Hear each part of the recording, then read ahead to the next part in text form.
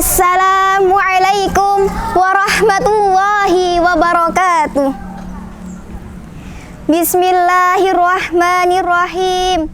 Alhamdulillahilladzi qad akhraja nata'ijal fikri li arbabil hija wa hatta anhum min sama'il aqli kulla hijabim min sahabil jahli. Nahmaduhu jalla alal in'ami bi ni'matil imani wal islami amma ba'du. Dewan juri yang amanah, dari hati suci yang melahirkan juara sejati yang senantiasa kami taati. Dan tidak ketinggalan pula rekan-rekanku, dai dan daiyah penghias tanah air ini dengan indahnya Islam, berkat tausiah yang menyejukkan hati yang dirahmati Allah Subhanahu wa ta'ala. Hadirin hadirat yang dirahmati Allah, Mekah indah karena Ka'bahnya, santri viral karena kitab salafnya. Izinkan saya, Najwa Husnia, salah satu daiyah cantik nan jelita, ingin ikut serta mensukseskan lomba festival dai nasional dengan membawakan tema dari santri untuk negeri. Hadirin hadirat calon penghuni surga yang dirahmati Allah, kerudung sebagai mahkota suci, nibras, rabani, elzata sebagai pakaian adat, kebanggaan penutup aurat ini. Lantunan musik yang selalu mengiringi dalam proses pencarian bekal dunia akhirat nanti. Bukanlah bunyi beduk yang menggelegar, apalagi lantunan gitar yang membuat pikiran dan hati melayang, melainkan hanyalah sandal bakiyah yang selalu terdepan. Ciri-ciri siapa itu rekan-rekanku? Apakah artis-artis yang selalu nongol di televisi? Bukan, tidak lain hanyalah seorang santri, penerus ulama, pewaris para nabi, benteng suci abadi negeri ini.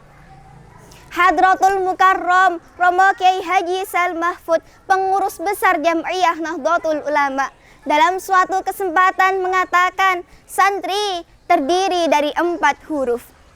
Yang pertama, sin, satirul aurat, orang yang menutupi aurat. Dan yang kedua, nun, naibul ulama, penggantinya para ulama. Dan yang ketiga, ta, tarkul ma'ashi, meninggalkan suatu kemaksiatan. Dan yang terakhir adalah ro, ro'isul ummah, pemimpinnya para ummah. Hadirin hadirat calon pejuang yang dirahmati Allah, kalau kita mengambil suri tauladan yang baik, panutan hebat, pemikir umat, abdi negeri lillahi ta'ala wa rasulihi, seseorang yang gagah dan pemberani, pidatonya yang berkobar-kobar, karismatik yang begitu besar, yakni beliau Insinyur Soekarno dengan julukan masyhur Sang Putra Fajar.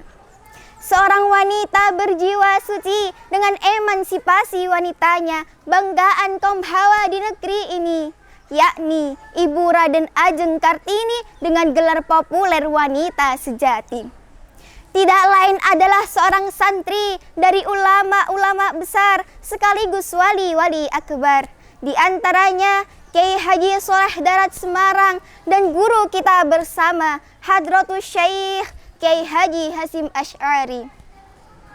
Kita sebagai seorang santri, pondok pesantren sebagai tempat penjara suci, makan favorit tempe, terong dan sambal terasi, pagi, siang dan malam hanya untuk bermujahadah dan mengaji.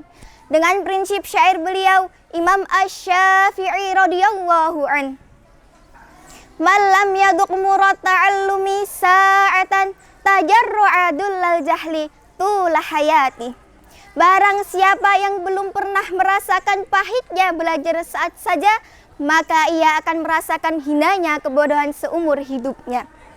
Hadirin hadirat rahimah wa hadakumullah, kita sebagai santri bangsa Indonesia seharusnya kita bangga, no gengsi, karena banyak sekali jebolan-jebolan pondok pesantren yang mampu menjadi penghias tanah air ini.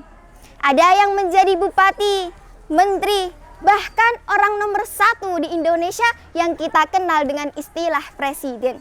Begitu mulia dan hebatnya tinta sejarah seorang santri, Bapak Presiden kita bersama menetapkan tanggal 22 Oktober bukan hanya tanggal merah libur sekolah, melainkan hari kebesaran nama santri yang sudah diakui.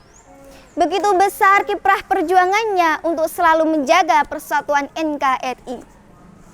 Hadirin hadirat santri milenial yang dirahmati Allah. Ingat saudara-saudaraku, santri memang jauh dari keluarga, bukan berarti kita sengsara. Jauh dari kemewahan dunia, bukan berarti kita tak punya apa-apa. Masa muda adalah masa menanam, dan suatu saat kita akan memanennya. Allah Subhanahu wa Ta'ala berfirman dalam Quran surat Al-Insyirah ayat 5 yang berbunyi, Bismillahirrahmanirrahim. Fa inna ma'al usri yusra. Karena sesungguhnya sesudah kesulitan pasti ada kemudahan. Jangan takut kita menjadi apa, tapi takutlah kalau kita tidak bermanfaat untuk negara.